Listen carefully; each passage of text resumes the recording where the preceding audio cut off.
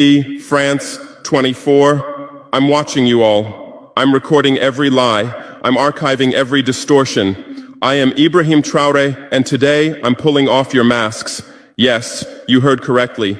I, whom you call a young military junta leader, whom you brand as a dangerous radical, whom you serve up as an anti-Western dictator, am now telling you the truth. And this time you cannot turn off your microphones. This time you cannot turn away your cameras. This time your editors cannot cut this speech, because the world you monopolize no longer exists. Because millions will hear these words now, without passing through your filters, without being subjected to your distortions, without being muddied by your lies.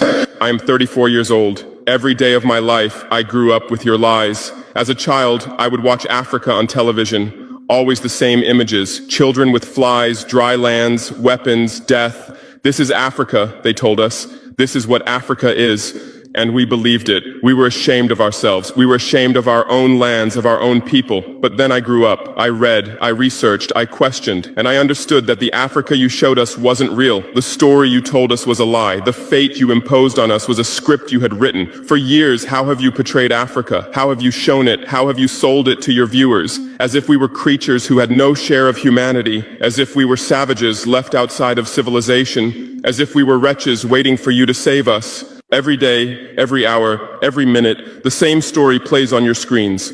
Hunger, war, disease, corruption, terror, chaos. These are the words that come to mind when Africa is mentioned.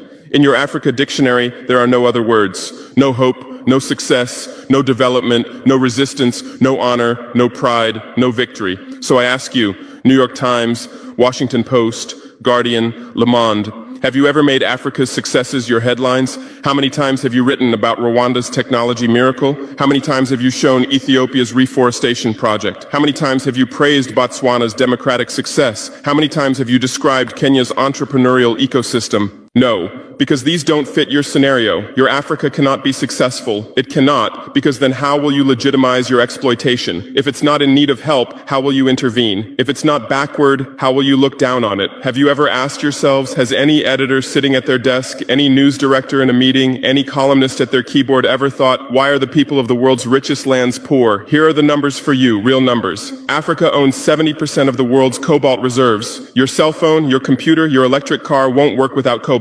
This cobalt comes from Congo, but Congolese can't afford cell phones. Africa owns 90% of the world's platinum reserves. Catalytic converters, electronic devices, medical implants, they all need platinum. This platinum comes from South Africa, but South Africans are crushed by unemployment. Africa provides 30% of the world's gold production. Mali, Burkina Faso, Ghana, Tanzania. Gold flows like rivers from our lands.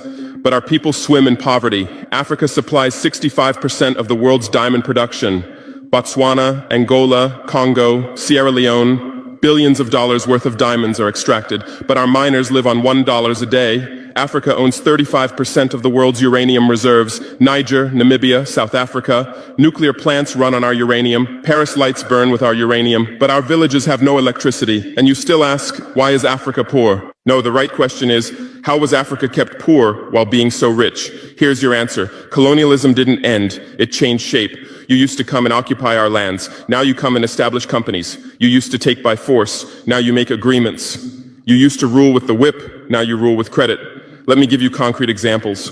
With numbers, names, dates, but you'll never write about these. Glencore, Swiss-based mining giant, extracting cobalt in Congo. 2022 revenue, $256 billion. A tax paid to Congo, $500 million. That's 0.2%. Is this justice? Rio Tinto, British-Australian mining giant, extracting bauxite in Guinea, 20 million tons annually. What's left for Guinea? Environmental pollution and cancer. Total Energies, French oil giant, extracting oil in Angola, Nigeria, Congo. 2022, profit, $36 billion investment in Africa, dirty pipelines, Anglo-American, founded in South Africa but now in London. Diamonds, platinum, iron, taking everything. What it left in South Africa, 6 million unemployed miners. And these are just the tip of the iceberg. What about the invisible, the secret deals, the offshore accounts, the transfer pricing tricks? Every year, $88 billion in illegal money flows out of Africa. Who writes about this? Every year, $45 billion in aid comes to Africa. Everyone writes about this, but no one says Africa is not the continent receiving aid, it's the continent giving aid. While you zoom your cameras on swollen bellies, there is a huge system working silently in the background. Every day, tons of gold, diamonds, cobalt, uranium, oil leave our land. But how? Here is the system. Step 1, create corruption, bribe our leaders, open offshore accounts, promise them a life of luxury, send their children to your schools. Step 2, make deals, get 50-year, 99-year concessions, ask for tax exemptions, be exempt from environmental rules, ignore labor rights. Step 3, control the infrastructure. Take over ports, airports, railways, but only from the mine to the harbor. Don't build roads to the villages. Don't bring electricity to schools. Step 4, provide security. Set up private security companies. Arm them. Declare protesting. Step 5, silence the media. Buy local journalists. Suppress opposing voices. Serve internal unrest news to international media. And this is how the system works. It's been working like this for 100 years, and you don't see this system. You don't want to see it, because you're part of the system too. Who are the biggest advertisers of New York Times, CNN, BBC, oil companies, mining companies, arms companies, pharmaceutical cartels, the companies that exploit Africa? You live on their money, you defend their interests, and what I'm about to tell you might cost me my life, but it's no longer time to be silent. France's system in Africa is the CFA franc. 14 African countries still use French colonial currency. 50% of these countries' central bank reserves sit in the French treasury. France applies negative interest to this money, so we pay France to use our own money.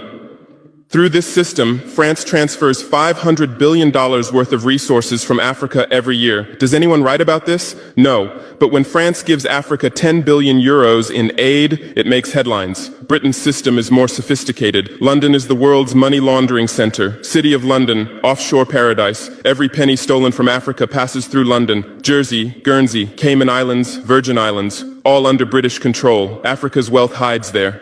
America's system is AFRICOM. Africa Command, 46 military bases on the continent. Official purpose, security. Real purpose, resource control. Drones in our airspace every day, listening devices everywhere. They say fighting terrorism, but it's not terrorists. It's people's leaders who are targeted. China is the new player, says win-win, builds infrastructure, gives credit, but in exchange for what? 99-year port concessions, mining rights, agricultural lands, debt-trap diplomacy, ask Sri Lanka, ask Zambia, and you write about none of this. Why? Because you're not free press. You're corporate press. Your bosses are billionaires. Jeff Bezos bought Washington Post. Why? For love of journalism? Rupert Murdoch's media empire, Fox News, Wall Street Journal, The Sun, The Times, all from the same hand, all giving the same message. West is good, others are bad. Carlos Slim is the largest shareholder of New York Times, Mexican billionaire. Where's his wealth from? Monopolized telecommunications, got rich off Latin America's back, now controls America's most respected newspaper. And you claim to do independent journalism? Who are your editors? Which schools did they graduate from? Harvard, Yale, Oxford, Cambridge? Always the same elite schools, always the same worldview, always the same prejudices. How are your reporters selected? How many languages does your Africa correspondent speak? French, English, that's all. Swahili, Hausa, Yoruba, Amharic, they don't know. They can't talk to the people. Your sources are always the same. Western diplomats, NGOs, experts, and then you come and lecture us.